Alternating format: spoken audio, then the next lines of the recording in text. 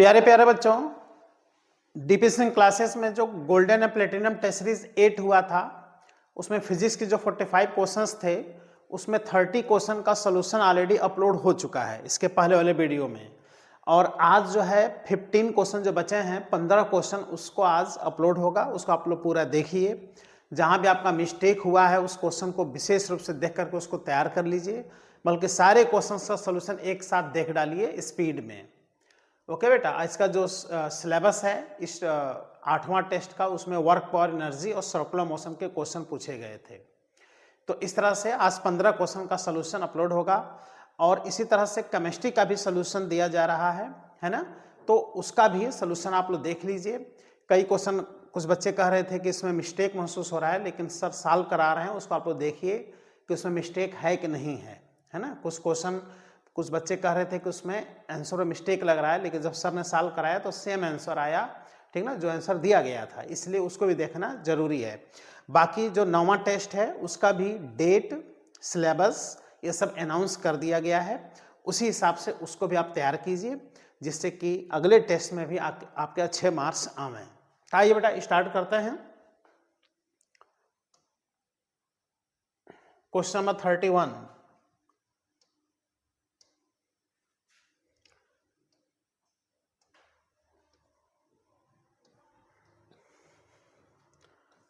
Question ये 31 का solution है, क्योंकि 30 क्वेश्चंस के सॉल्यूशन सॉल्व किए जा चुके हैं। तो यह है बेटा 31। Okay, a car is moving on a circular road of radius 100 meter. एक कार सर्कुलर पाथ पर मोशन कर रहा है ना, ये इसका रेडियस दिया है 100 meter. At some instant its speed is 20 meter per second. 20 meter per second इसका स्पीड है। तो यहां से हम लोग फाइंड कर लें बेटा सेंट्रीपिटल एक्सेलरेशन। सेंट्रीपिटल एक्सेलरेशन होता है v²/r। तो हो जाएगा 20 का स्क्वायर अपॉन 100। इसको सॉल्व कर लो, आ जाएगा 4 मीटर पर सेकेंड स्क्वायर का सेंट्रीपिटल एक्सेलरेशन। तो सेंट्रीपिटल एक्सेलरेशन का जो डायरेक्शन होगा ये सबको पता है कि सेंटर की तरफ होता है, ये हो गया बेटा सेंट्रीपिटल एक्सेलरेशन। ओके, लेकिन ये भी देखो क्या कह रहा है कि इसका जो स्पीड है ये इस रेट से इंक्रीज कर रहा है। देखो, यानी 3 मीटर पर सेकंड स्क्वायर से स्पीड इंक्रीज करना, तो स्पीड इंक्रीज करना यानी सीधे सीधे क्लियर हो गया कि ये नॉन यूनिफॉर्म सर्कुलर मोशन नहीं है, ये क्या है, नॉन यूनिफॉर्म सर्कुलर मोशन है। तो ये जो दिया है ये टेंजेंशियल एक्सेलरेशन देखो दिया है इसका 3 मीटर पर सेकंड स्क्वायर।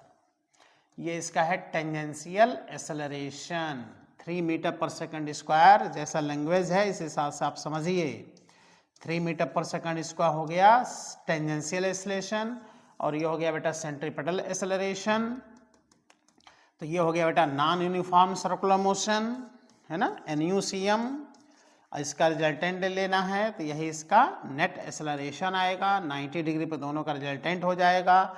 ये 3 है, ये 4 है, तो नेट एक्सेलरेशन हो जाएगा बेटा √ओवर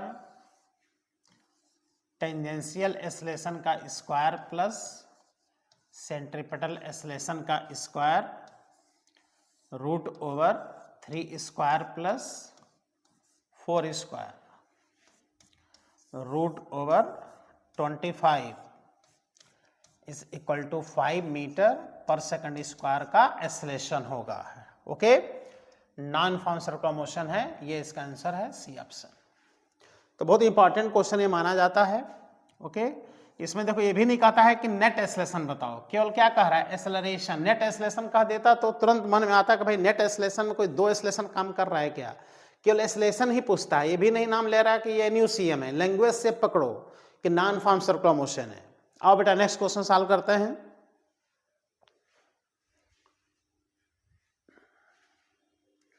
नंबर 32।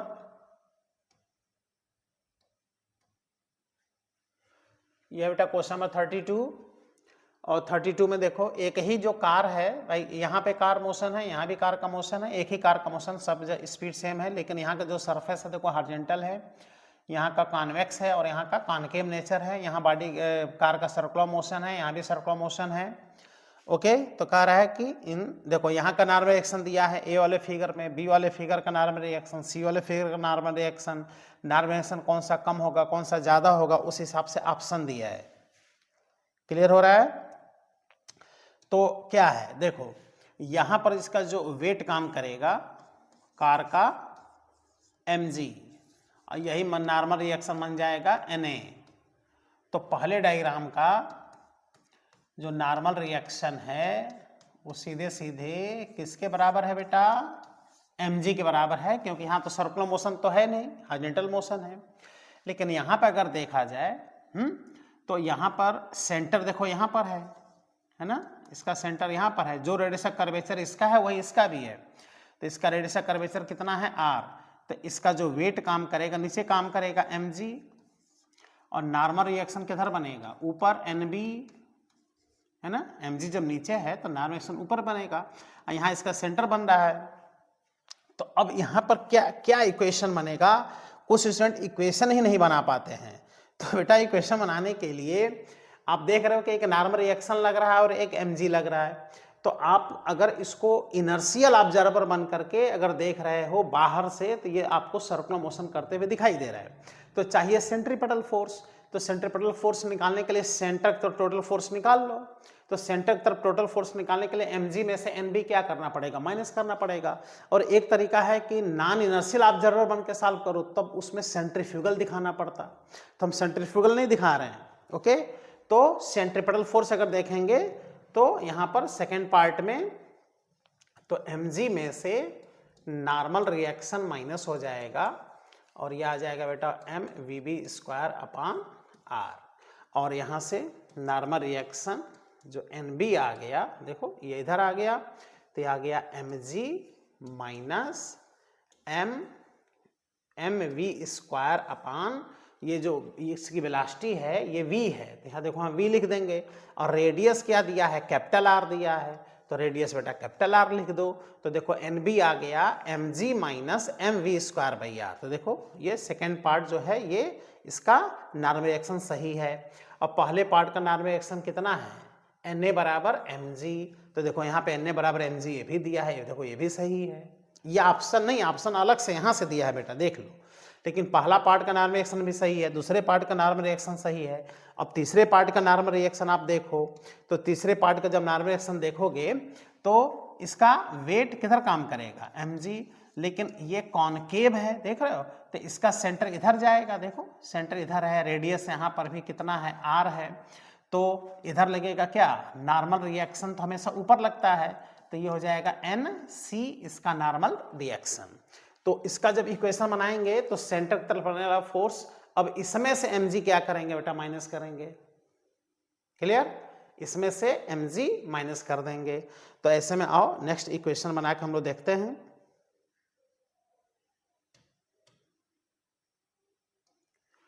तो तीसरे पार्ट का नॉर्मल रिएक्शन सेंटर की तरफ लग रहा है, mg माइनस हो जाएगा, स्पीड यहाँ पर भी वही है, mv²/r हो जाएगा।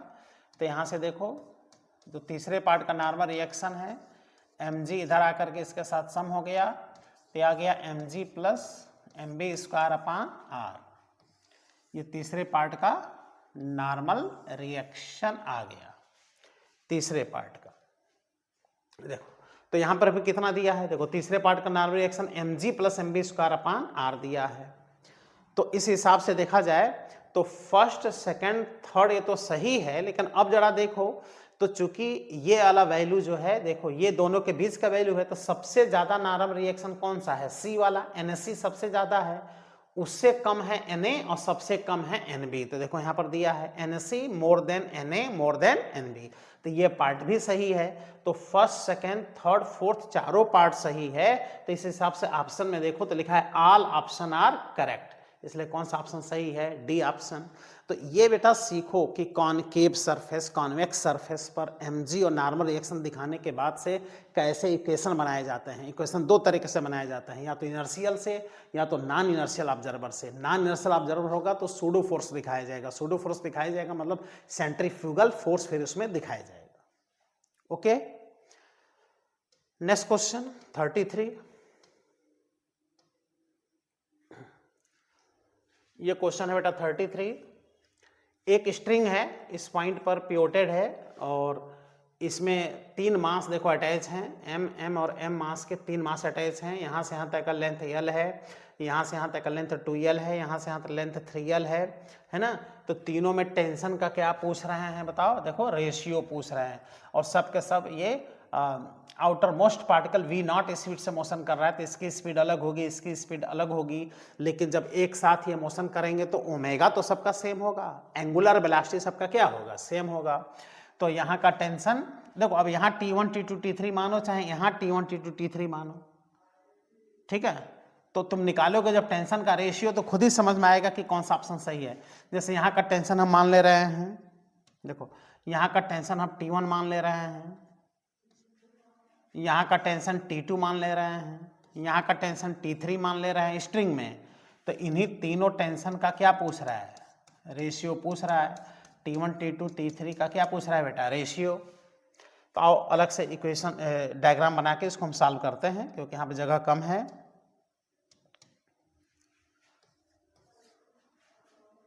ये पार्टिकल्स हैं, स्ट्रिंग है, ये O पॉइंट पे पिवोटेड है और यहाँ पर एक पार्टिकल यहाँ है m मास का, एक पार्टिकल यहाँ पर है m मास का, एक आउटर मोस्ट वाला है m मास का।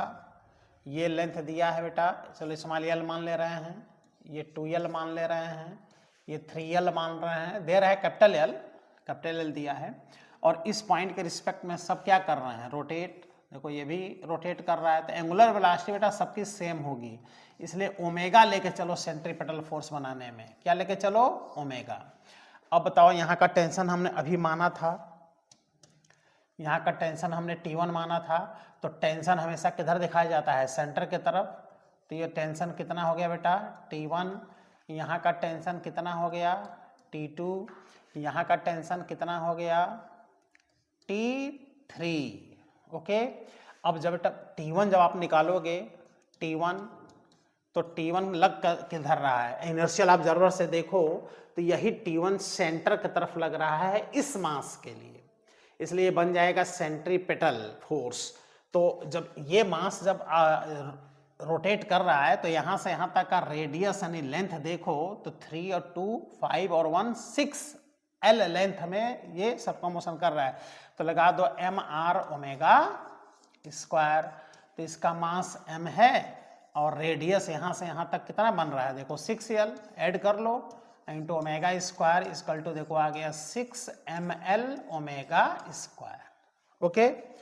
तो 6 देखो यहाँ पर भी है, यहाँ पर भी है, 3 ऑप्शन में 6 है, इसलिए और आपको सॉल्व करना ही पड़ेगा। अब आ जाओ T2 फाइंड करो। तो अब यहीं पर मेन कहानी है बेटा, जब T2 फाइंड करेंगे T2, तो जब इस पे हम देखेंगे तो ये टेंशन इसके लिए जब देखेंगे तो इसका डायरेक्शन अपोजिट हो जाएगा due to action and reaction. देखो ये टेंशन इसके लिए अब उल्टा काम करने लगेगा। तो सेंटर की तरफ अब इस पर हम टोटल फोर्स देखेंगे सेंटर की तरफ, तो T2 में से T1 माइनस हो जाएगा। ओके। देखो T2 minus T1 is equal to mr omega square, यहाँ भी लगा दो तो m, लेकिन इसका रेडियस है देखो 3l, तो हो जाएगा बेटा 3l ओमेगा स्क्वायर। तो ये आ गया 3ml ओमेगा स्क्वायर। अब यहाँ से हम लोग फाइंड कर लें T2। तो जब T2 फाइंड करेंगे तो 3ml ओमेगा स्क्वायर ये रहेगा ही, और T1 इधर आकर के सम हो जाएगा, और T1 का वैल्यू है बेटा 6 ml स्क्वायर और 3 मिल करके हो जाएगा 9 ml ओमेगा स्क्वायर। ये हो गया फर्स्ट इक्वेशन और ये क्या हो गया, सेकेंड इक्वेशन। अब हम लोग को उद्देश्य है T3 फाइंड करना।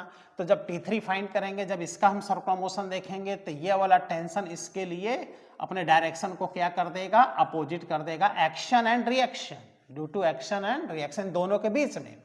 तो इस पर जब सेंट्रीपेटल फोर्स देखेंगे तो तुम खुद बताओ क्या होगा। अब T3 में से T2 क्या हो जाएगा, देखो माइनस, तो T3 minus T2 is equal to m, और इसका जो r है वो l है ओमेगा स्क्वायर। तो यहाँ से आगे बेटा T3 T2 इधर आके ऐड हो जाएगा, तो हो जाएगा ml omega square plus T2, और T2 का वैल्यू है 9, और 9 और 1 मिलके हो जाएगा बेटा 10 ml ओमेगा स्क्वायर। ये कौन सी इक्वेशन? Third equation. अब तुम इसका रेशियो देखो, T1 T2 T3 का रेशियो, तो ml ओमेगा स्क्वायर यहाँ पर भी है, यहाँ पर भी है, यहाँ पर भी है, तो रेशियो आ जाएगा 6, 9 और 10। 6, 9 और 10 का रेशियो बेटा बन रहा है। तो यहाँ लिख दे रहे हैं हम, देखो T1 T2 T3 का रेशियो यहाँ से आ गया 6 रेशियो 9 रेशियो 10, ये आंसर आ गया। बोलो बेटा कोई डाउट हो तो? ओके, तो अब ऑप्शन अगर देखा जाए तो ऑप्शन में ये सही है। देखो 6, 9 और 10 का यहाँ रेशियो बन रहा है। और नेक्स्ट क्वेश्चन देखते हैं बेटा। Next question 34 number question.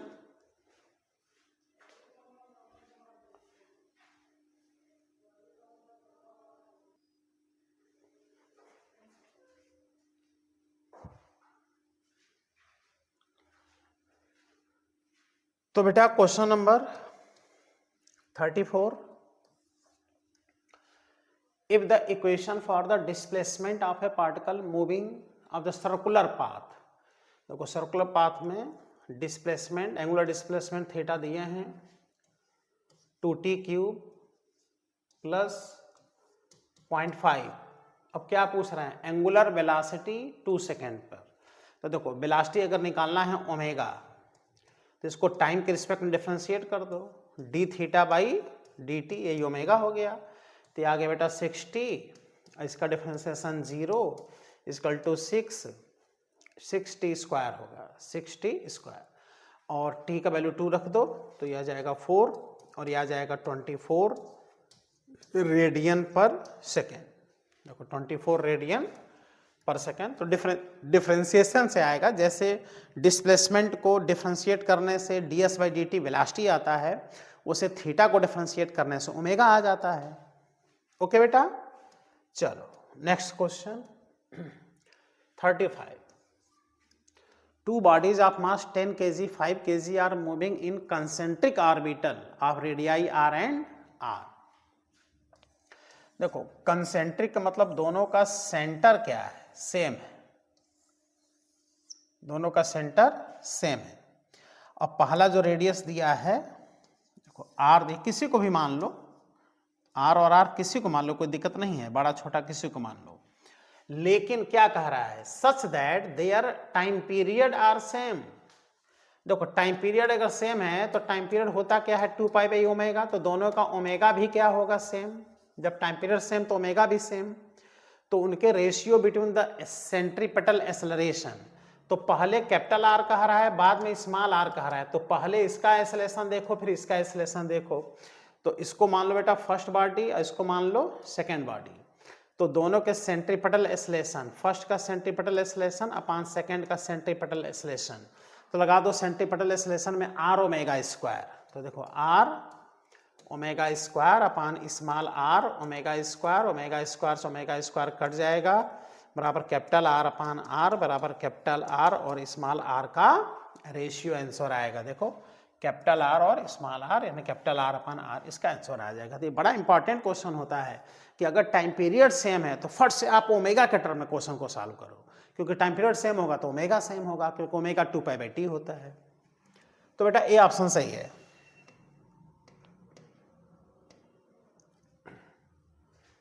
Question number 36 number question में क्या कह रहा है? A particle in a circle of radius 0.5 meter at a speed, देखो रेडियस दिया है 0.5 मीटर के सर्कुलर पाथ में मोशन कर रहा है, speed that uniformly increases if its speed changes from 2 meter per second to 4 meter per second 4 second. अब देखो स्पीड चेंज हो रहा है, मतलब इसमें टेंजेंशियल एक्सेलरेशन काम कर रहा है। तो टेंजेंशियल हो जाएगा change in velocity 4 minus 2 upon 4 second में, तो आ गया कितना? 1/2, यानी आ गया बेटा 0.5 मीटर पर सेकंड स्क्वायर का ये टेंजेंशियल एक्सेलरेशन है। तो उस समय एंगुलर एक्सेलरेशन अल्फा पूछ रहा है, तो फॉर्मूला होता है ए बराबर आर अल्फा। तो तो अल्फा इज इक्वल टू आ जाएगा टेंजेंशियल एक्सेलरेशन में r से क्या हो जाएगा डिवाइड, तो ये हो गया 0.5 और r का वैल्यू है 0.5, तो ये आ जाएगा 1 रेडियन पर सेकेंड स्क्वायर, 1 रेडियन पर सेकेंड स्क्वायर का एंगुलर एक्सेलरेशन आ जाएगा, क्योंकि क्या पूछ रहा है एंगुलर एक्सेलरेशन। अब फॉर्मूला होता है a is equal to R alpha, तो अगर अल्फा फाइंड करना है तो पहले क्या फाइंड करना पड़ेगा, a फाइंड करना पड़ेगा। ठीक प्यारे बच्चों, देखो 37 नंबर क्वेश्चन में क्या कह रहा है, the maximum and minimum tension in the string rotating in a circle of radius 2.5 meter with constant velocity are in the ratio 5:3 then velocity is. अब देखो ये अगर एक किसी स्ट्रिंग से किसी स्टोन को बांध के और वर्टिकल सर्कुलर मोशन कराया जाए, तो आप लोग पढ़े हो कि अगर वर्टिकल सर्कुलर मोशन यहाँ पे कराया जा रहा है किसी स्ट्रिंग को अटैच करके, है ना, तो यहाँ पे सेंटर हो जाएगा, ये स्ट्रिंग का लेंथ हो जाएगा, और यहाँ पे जब बॉडी होगा तो यहाँ पे स्पीड v दिया है, और जब बॉडी घूमते घूमते जब यहाँ पर आ गया तो यहाँ पर भी स्पीड कह रहा है v है, कांस्टेंट स्पीड है, मतलब जो स्पीड यहाँ पर है वही स्पीड यहाँ पर है। तो सबको पता है कि ये लोवेस्ट पॉइंट है, ये टॉप मोस्ट पॉइंट है, तो वर्टिकल सर्कुलर मोशन में लोवेस्ट पॉइंट का जो टेंशन है ये T1 है, यहाँ का टेंशन क्या है बेटा T2 है, और यहाँ का टेंशन मैक्सिमम होता है, यहाँ का टेंशन क्या होता है मिनिमम होता है, तो वही रेशियो देखो दिया है ना। तो इस तरह से T1 और T2 का रेशियो, तो मैक्सिमम टेंशन कितना होता है देखो mv²/r प्लस mg, और मिनिमम टेंशन कितना होता है बेटा mv²/r माइनस mg। ओके, और इसी टेंशन को हम कह देंगे, देखो लोवेस्ट पॉइंट का tension is maximum tension, minimum tension हो जाएगा टॉप मोस्ट पॉइंट का इज इक्वल टू r से इधर मल्टीप्लाई हो जाएगा, m कट जाएगा, तो आ जाएगा बेटा v² प्लस rg/v² माइनस क्या आ जाएगा rg। अब जरा देखो तो ये रेशियो दिया है, मैक्सिमम और मिनिमम टेंशन का रेशियो 5/3 दिया है, रेडियस 2.5 रख देना है, तो इसको लिख दो बेटा 5/3 equal to v² plus rg/v² minus rg। देखो वर्टिकल सर्कुलर मोशन में ध्यान देना बेटा कि यहाँ की स्पीड अलग होती है, यहाँ की स्पीड अलग होती है, लेकिन इस क्वेश्चन में कह रहा है कि स्पीड कांस्टेंट है। क्लियर, स्पीड में कोई फर्क नहीं पड़ रहा है, इसलिए ये कह के क्वेश्चन को आसान बना दिया है। अब क्रॉस मल्टीप्लाई कर लो तो 5u² minus 5rg equal to 3v² plus 3rg। 3 को इधर लेते आओ तो आ जाएगा बेटा 2v² is equal to 8rg, 2v² is equal to 8rg, v² is equal to 8rg/2। तो स्पीड पूछ रहा है तो रूट ओवर आ गया बेटा 4rg। ओके, यहाँ आ गया 4, रेडियस दिया है 2.5, जैसा आंसर दिया है g का वैल्यू 9.8 रखना है, ये आ गया 10, हाँ, और 10 इंटू 9.8 मिलके आ जाएगा 98 मीटर पर सेकंड उसका स्पीड है। वैसे आप यहाँ 10 भी रख सकते हो, 10 रखोगे तो रूट ओवर 100 आ जाएगा, तो रूट ओवर 100 और 98 ये सब एक ही आसपास हैं, तो वही ऑप्शन ने दिया है, रूट ओवर 100 तो दिया नहीं है, 10 तो दिया नहीं है, रूट ओवर 98 आंसर आ जाएगा। तो वर्टिकल सर्कुलर मोशन में बेटा है ना ध्यान देना चाहिए कि कहाँ मैक्सिमम टेंशन होता है, कहाँ मिनिमम टेंशन होता है, ये आंसर है, और उस हिसाब से इसको सॉल्व करना चाहिए। बड़ा इंपॉर्टेंट क्वेश्चन होता है मैक्सिमम टेंशन मिनिमम टेंशन का क्वेश्चन। क्वेश्चन 38, ये एक देख रहे हो, ये एक वर्टिकल सर्कुलर ट्रैक है और एक बॉडी को यहाँ से u = 0 से क्या कर दिया, रिलीज कर दिया 5 मीटर से। तो ये बॉडी यहाँ तक जब आएगा तो ये एक स्पीड को गेन कर लेगा और कह रहा है कि इसका क्या रेडियस हो, है ना, वर्टिकल सर्कुलर ट्रैक का क्या रेडियस हो जिससे 5 मीटर के गिराने से ये सर्कल को क्या कर ले, कंप्लीट कर ले, है ना, कंप्लीट द सर्कल लूप। तो सर्कल को कंप्लीट कर ले तो ऐसे क्वेश्चन में माना जाता है कि ये जस्ट कंप्लीट कर रहा है। तो बताओ जब h हाइट से बॉडी को गिराओगे तो यहाँ पर आएगा तो ये कुछ वेलोसिटी को गेन कर लेगा। और ये वर्टिकल सर्कुलर ट्रैक का कौन सा पोजीशन है? Lowest position. तो लोवेस्ट पोजीशन पे जस्ट सर्कल को कंप्लीट करने की जो क्रिटिकल वेलोसिटी होती है √5 होती है। और h हाइट से अगर किसी बॉडी को आप गिराते हो तो उसकी वेलोसिटी होता है √2gh। तो √2gh को हम √5 के बराबर करके क्वेश्चन को क्या कर लें, सॉल्व कर लें। और हाइट दिया है 5 मीटर और क्या पूछ रहा है बेटा, रेडियस। तो लोवेस्ट पॉइंट पर जो स्पीड बनेगा इसका बनेगा √2gh। ये हो जाएगा क्रिटिकल वेलोसिटी। और क्रिटिकल वेलोसिटी लोवेस्ट पॉइंट का √5rg होता है। रूट हटा दो तो बेटा 2gh हो गया और ये बेटा 5rg हो गया। g से g यहाँ पे कट हो गया और रेडियस फाइंड करना है। तो रेडियस का वैल्यू आ गया 2h/5 और यहाँ से आ गया 2, h का वैल्यू ऑलरेडी 5 है अपॉन 5 से 5 कट गया। तो उस वर्टिकल ट्रैक का रेडियस कितने मीटर है? 2 मीटर है, 2 मीटर। देखो तो critical velocity vertical circular motion में आपको पता होना चाहिए। क्रिटिकल वेलोसिटी पता होना चाहिए बेटा। चारों पॉइंट का क्रिटिकल वेलोसिटी से खूब क्वेश्चन डेवलप होते हैं। Okay, question number 39। A body moving along a circular path of radius r with velocity v। एक बॉडी सर्कुलर मोशन कर रहा है, सर्कुलर मोशन रेडियस r है, इसकी वेलोसिटी कितना दिया है, v दिया है। Complete the centripetal acceleration is a। तो सेंट्रीपेटल एक्सेलरेशन a है। सेंट्रीपेटल एक्सेलरेशन का वैल्यू कितना होगा, v²/r। If its velocity is made to v, अगर वेलोसिटी को 2v कर दें तो अब कितना सेंट्रीपेटल एक्सेलरेशन होगा। तो ये फर्स्ट इक्वेशन हो गया। बाद में सेंट्रीपेटल एक्सेलरेशन a डैश कर दो, इसको 2v कर दो तो 2v का स्क्वायर हो जाएगा बेटा 4v²/r और v²/r को a कह दो। तो बाद वाला सेंट्रीपेटल एक्सेलरेशन पहले वाले का 4 गुना यानी कितना हो जाएगा, 4a हो जाएगा। बाद वाला सेंट्रीपेटल एक्सेलरेशन 4a हो जाएगा, ये 4a। तो सेंट्रीपेटल एक्सेलरेशन का फॉर्मूला पता होना चाहिए, v²/r, r ω²। ये सब सेंट्रीपेटल एक्सेलरेशन के क्या हैं, फॉर्मूले हैं। नेक्स्ट क्वेश्चन 40 नंबर क्वेश्चन देखिए। 40 नंबर क्वेश्चन क्या कह रहा है बेटा, एक बॉडी का एंगुलर डिस्प्लेसमेंट देखो, थीटा के इक्वेशन दिए हुए हैं, θ0 + θ1t + θ2t²। एंगुलर एक्सेलरेशन पूछ रहे हैं तो पहले ओमेगा फाइंड करो डिफरेंशिएट करके, तो आ जाएगा dθ/dt। ये कांस्टेंट है, डिफरेंशिएशन 0 हो गया। इसका θ1 आ गया, इसका डिफरेंशिएशन 2θ2 × t आ गया। अब एंगुलर एक्सेलरेशन अल्फा चाहिए तो इसको एक और डिफरेंशिएट कर दो तो आ जाएगा dω/dt। इसका डिफरेंशिएशन 0 हो गया और इसका 2θ2 हो गया और t का डिफरेंशिएशन 1 हो गया। इस तरह से एंगुलर एक्सेलरेशन जो अल्फा आ गया वो कितना आ गया, 2θ2 आ गया, 2θ2।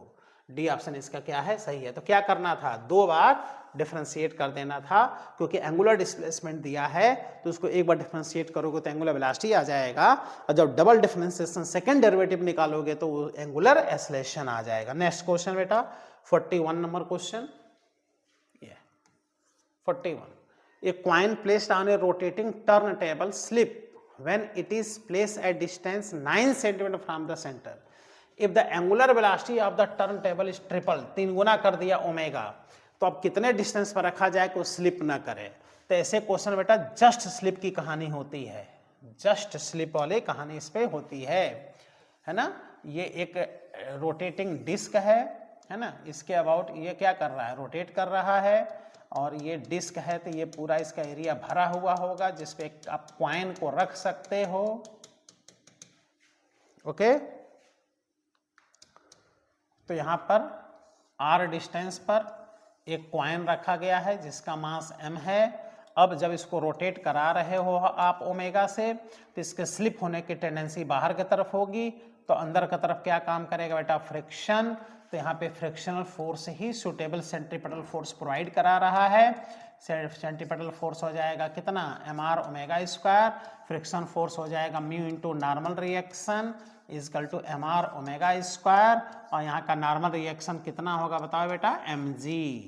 mg ही तो बनेगा नॉर्मल रिएक्शन, तो नॉर्मल रिएक्शन के स्थान पे क्या लिख दो, mg is equal to M R omega square, mass से मास कट गया तो यहाँ से रेडियस इज इक्वल टू आ गया कितना, mu g upon omega square. हाँ, mu g upon omega square. तो जो डिस्टेंस रखा गया है वो ओमेगा के स्क्वायर के क्या है, इनवर्सली प्रोपोर्शनल है। तो पहले 9 सेंटीमीटर रखा गया है, बाद में एंगुलर वेलोसिटी को क्या कर दिया, 9 टाइम्स कर दिया, 3 टाइम्स। तो ऐसे में आप बना लो formula, R1 upon R2 is equal to omega 2 upon omega n का होल स्क्वायर। तो पहले रेडियस कितना है, 9 सेंटीमीटर दूरी पर रखा गया है, बाद में दूरी पूछ रहा है, पहले एंगुलर वेलोसिटी ओमेगा है, बाद वाला एंगुलर वेलोसिटी 3 ओमेगा है, ऐसा क्वेश्चन में दिया है, तो इसका होल स्क्वायर आ गया। तो ये आ गया बेटा 9 centimeter upon R2 is equal to omega से ओमेगा कट गया बराबर 9 आ गया, 9 से 9 कट गया, यानी बाद में जो रखा जाएगा उसको कितने दूरी पर रखा जाएगा, 1 सेंटीमीटर की दूरी जब आप बाद में रखोगे तो भी कॉइन स्लिप नहीं करेगा, क्योंकि इसकी स्पीड बढ़ा दी गई है। जितनी ही स्पीड आप बढ़ाओगे उतना ही कॉइन को एक्सिस के पास रखोगे, सेंटर के पास, तो वो स्लिप नहीं करेगा। तो आंसर बाद में देखो कम आएगा, ये आंसर है। Question number 42, a string of length is fixed one end and carries a mass m, है ना, m मास को कैरी कर रहा है। स्ट्रिंग का लेंथ l है और एक सेंटर के अबाउट ये रोटेट कर रहा है। तो बेटा क्या बताओ, ये स्ट्रिंग से स्टोन को अटैच करके और इस तरह से सर्कुमोशन करा रहे हो तो ये बन गया कोनिकल पेंडुलम, है ना। अब पूछ रहा है स्ट्रिंग में क्या, देखो स्ट्रिंग में टेंशन पूछ रहे हैं, टेंशन स्ट्रिंग बन गया कोनिकल पेंडुलम। तो टेंशन जो होता है कोनिकल पेंडुलम में, टेंशन का simple formula ml omega square, ये एंगल पे डिपेंड ही नहीं करता, टेंशन एंगल पे डिपेंड नहीं, टाइम पीरियड नहीं है बेटा, टेंशन है, टेंशन। अब टेंशन इज इक्वल टू, ये आ गया ml और ओमेगा को लिख दो क्या, 2 पाई n का होल स्क्वायर। तो यहाँ से आ गया ml और ये आ गया 2 पाई। अब फ्रीक्वेंसी रख दो, फ्रीक्वेंसी दिया है देखो 2 अपान पाई रेवोल्यूशन पर सेकेंड। तो यहाँ से रख दो 2 अपान पाई का होल स्क्वायर, पाई से पाई कट गया तो ये आ गया ml और 2 का स्क्वायर 16। तो जो स्ट्रिंग में टेंशन आ गया वो देखो 16 ml, इसका टेंशन आ गया देखो 16 ml, ये ओके।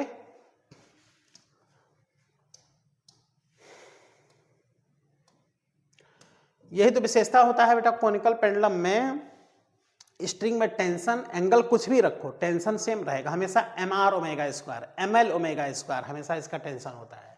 एल स्ट्रिंग का लेंथ, ये भी बड़ा इंपॉर्टेंट क्वेश्चन है। वर्टिकल सर्कुमोशन का 43, stone of mass 1 kg tied यानी बधा है to light inextensible string of length, देख रहे हो ये जो लेंथ है यही उस सर्कुमोशन का रेडियस होता है। Is rotating in a circular path of radius l in a vertical plane if the ratio of the maximum tension in the string to the minimum tension in the string is 4। देखो maximum minimum tension कैसे दिया है, g का value 10 रखना है। तो speed of the stone at the highest point, अब देखो वर्टिकल सर्कुलर मोशन में लोएस्ट पॉइंट और हाईएस्ट पॉइंट की स्पीड अलग अलग होती है। अभी इसके पहले क्वेश्चन कराए हैं इसी में जिसमें मैक्सिमम टेंशन मिनिमम टेंशन के रेशियो में लिखा रहा है कि स्पीड हर जगह सेम है, लेकिन यहाँ स्पीड इक्वल नहीं है। अब कुछ बच्चे क्या करेंगे, नहीं आइडिया रहेगा तो क्रिटिकल स्पीड रख के सॉल्व कर लेंगे। क्रिटिकल नाम कहाँ लिया है, जस्ट मोशन का नाम कहाँ लिया है। ओके, आओ सॉल्व करते हैं, एक डायग्राम बनाते हैं।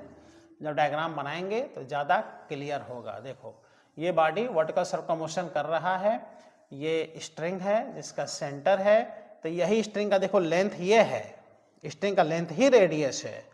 तो पहले इसका स्टोन लोएस्ट पोजीशन पे है, फिर स्टोन आ गया यहाँ पर मोशन करके, तो इसको A मान लें, इसको B मान लें। तो यहाँ के वेलोसिटी होगा VA और यहाँ के वेलोसिटी VB, क्लियर। अब इसको क्रिटिकल वेलोसिटी में रख देना और यही इसका क्या हो जाएगा, रेडियस, रेडियस ही लेंथ होगा, रेडियस ही लेंथ होगा, ध्यान दो। और लेंथ यहां दिया हुआ है देखो 10/3। तो यहां का टेंशन हम बता चुके हैं भाई T1 होगा और यहां का टेंशन T2, ये मैक्सिमम टेंशन मिनिमम टेंशन, यह है VCM, वर्टिकल सर्कुलर मोशन, है ना। तो T1 upon T2 is equal to, अभी इसके पहले हम बताए हैं, V square upon MB square upon R plus mg, और मिनिमम टेंशन होता है MV square upon R minus mg। लेकिन यहाँ का जब टेंशन मैक्सिमम देखोगे तो वेलोसिटी VA होगा, देखो VA वेलोसिटी होगा, और जब यहाँ का टेंशन देखोगे तो यहाँ के वेलोसिटी, यहाँ पे देखो VB आपको लिखना पड़ेगा, हर जगह स्पीड सेम नहीं है, और यही है मैक्सिमम टेंशन। T2 है बेटा मिनिमम टेंशन, R से इधर मल्टीप्लाई कर दो, मास कॉमन लेके कैंसिल कर दो, तो आ गया VA square plus RG upon VB square minus RG, और यही रेशियो कितना दिया है, 4 is equal to VA square plus RG upon VB square minus RG। अब एक दिक्कत आ गया है, दिक्कत वो दिखाई दे रहा है, ये हाईएस्ट पॉइंट का स्पीड यहाँ का पूछ रहे हैं, और ये जो फॉर्मूला डेवलप हुआ है देखो, इसमें लोवेस्ट और हाईएस्ट दोनों पॉइंट का स्पीड है, तो निकालोगे कैसे, तो इसमें क्या करो ना, हमको देखो हाईएस्ट पॉइंट के लिए VB फाइंड करना है, तो VA को VB में बदल लेना चाहिए, और अगर VA फाइंड करना होता तो इसको हम VA में बदल लेते, तो कितना आसान है भाई। अगर बॉडी ऐसे जा रहा है तो ये इनिशियल वेलोसिटी है, ये क्या है, फाइनल वेलोसिटी, यहाँ से यहाँ तक जाने में डिस्प्लेसमेंट इसका कितना है, 2r, तो तुम काइनेमेटिक इक्वेशन से आराम से इसको बदलो, लगाओ काइनेमेटिक इक्वेशन, तो काइनेमेटिक इक्वेशन हो जाएगा V स्क्वायर बराबर U square minus 2GH, final velocity B point के वेलोसिटी होगा, तो देखो VB square equal to initial velocity A point के वेलोसिटी होगा, तो हो जाएगा VA square minus 2G, H के स्थान पे क्या रखोगे 2R, तो यहाँ से आ जाएगा VB square is equal to VA square minus 4RG, तो यहाँ से हम लोगों को निकाल लेना है, तो आ जाएगा VA square is equal to VB square plus 4RG, यही वहाँ रख देना है, देख लो, सीखो बेटा इस बात को, यही वैल्यू यहाँ पे पुट कर देना है, यहाँ पे देखो VA का वैल्यू, क्योंकि हम लोग को VB हाईएस्ट पॉइंट पे स्पीड फाइंड करना है, तो यही वैल्यू यहाँ रख दो, तो जो रेशियो आ गया मैक्सिमम मिनिमम टेंशन का, जो रेशियो आ गया वो 4 दिया है, और यहाँ पर VA स्क्वायर का वैल्यू रख दो, तो VA स्क्वायर का वैल्यू आ गया VB स्क्वायर प्लस 4RG, अब पहले से RG यहाँ पे पड़ा हुआ है अपान VB स्क्वायर माइनस के आ गया RG, आओ देख लो एक बार, ये यहीं पर रखना है, देखो RG पहले से है माइनस RG है, अब ये आ गया बेटा 4 equal to VB square plus 5RG upon VB square minus RG, cross multiply कर लो, 4 VB square minus 4RG equal to VB square plus 5RG। ठीक बेटा, इसको इधर लाओ, तो 4 में से 1 माइनस हो गया, तो आ गया 3 VB स्क्वायर इक्वल टू, ये इधर आकर के ना आ गया 9RG, ओके, तो यहाँ से VB स्क्वायर इक्वल टू 3 से कट गया, ये आ गया 3RG, तो B पॉइंट के वेलोसिटी आ गया √3RG, और जो R है बेटा यही तो लेंथ है, यही तो स्ट्रिंग का लेंथ है ना, ओके, देखो 10/3 रख दो रेडियस के स्थान पर, लेंथ के स्थान पर 10/3, G का वैल्यू 10, 3 से 3 कट गया, √100 बराबर 10 metre per second, highest point का स्पीड आ गया। तो आई होप इस क्वेश्चन को आप लोग सही किए होंगे बेटा, जो लोग सही किए हैं उसको जब ये वीडियो देखें, ये क्वेश्चन आपके सामने आवे तो इसको कमेंट करके बतावें कि इसको आप सही किए थे कि नहीं किए थे, कहाँ मिस्टेक किए थे। क्रिटिकल वेलोसिटी नहीं रखना है, कहाँ दिया है क्रिटिकल वेलोसिटी, ये आएगा 10 मीटर पर सेकेंड। तो ये कन्वर्जन सीखिए बेटा, किस तरह से लोएस्ट पॉइंट को हाई टॉपमोस्ट वेलोसिटी में कन्वर्ट कर सकते हो, टॉपमोस्ट पॉइंट को लोएस्ट वेलोसिटी में कन्वर्ट कर सकते हो, ओके। यह बेटा 45 number question, question number 45, a body crosses the topmost point of A vertical circle. देखो वर्टिकल सर्कल में टॉपमोस्ट पॉइंट को क्रॉस कर रहा है, ये सेंटर हो गया, ये रेडियस आर हो गया, इसको क्रॉस कर रहा है ऐसे, टॉपमोस्ट पॉइंट बी को ऐसे विद, देखो नाम ले लिया क्रिटिकल, क्रिटिकल स्पीड से क्रॉस कर रहा है, नाम ले लिया। तो अगर रेडियस आर है तो यहाँ का क्रिटिकल स्पीड कितना होना चाहिए, root over R G critical speed होनी चाहिए। तो इसका सेंट्रीपेटल एक्सेलरेशन पूछ रहे हैं when the string becomes horizontal, यानी स्ट्रिंग देखो ये स्टोन इसे रोटेट करते करते जब यहाँ पर आ गया तो देखो स्ट्रिंग हॉरिजॉन्टल हो गया। तो यहाँ का अगर हम देखें तो कितनी क्रिटिकल वेलोसिटी होगी भाई, जब यहाँ की वेलोसिटी क्रिटिकल है तो यहाँ की भी वेलोसिटी क्रिटिकल है। और कितना क्रिटिकल वेलोसिटी होता है तो आइडिया रहना चाहिए मिडिल पॉइंट का √3 rg। तो इस समय देखो इस समय वेलोसिटी है क्रिटिकल √3 rg, तो इसी समय का सेंट्रीपेटल एक्सेलरेशन पूछ रहे हैं। तो इस समय का जो सेंट्रीपेटल एक्सेलरेशन हो जाएगा v² अपान क्या हो जाएगा r, और इसमें जो v² है वो कितना है 3rg अपान r, r से r कट गया, यानी इसमें जो सेंट्रीपेटल एक्सेलरेशन है वो कितना है 3g है। सेंट्रीपेटल एक्सेलरेशन कितना बेटा 3g, देख रहे हो यहाँ का क्रिटिकल नाम लिया है, यहाँ के भी तो ब्लास्ट बेटा क्रिटिकल होगा। तो लास्ट क्वेश्चन इसमें अगर देखें 45 नंबर क्वेश्चन यह है 45। A particle is kept at rest at the top of a sphere of diameter 42 meter. When disturbed slightly, it slide down. At what height h from the bottom the particle will leave the sphere? देखो बेटा ये tricky है, ये concept हम class में solve कराए हैं। देखो ये एक स्फेयर है, तो स्फेयर ऐसे ग्राउंड के कांटेक्ट में ऐसे रखा गया होगा, ये इसका सेंटर है, आ रहा समझ में, सेंटर है। तो ये इसका पूरा डायमीटर हो गया, ये इसका रेडियस हो गया, ये इसका रेडियस हो गया, पूरा ये डायमीटर हो गया। तो पूरा जो डायमीटर दिए हैं क्वेश्चन में ये 42 मीटर का डायमीटर दिए हैं। इसका जो रेडियस है वो कितने मीटर का है 21 मीटर का बेटा इसका रेडियस है।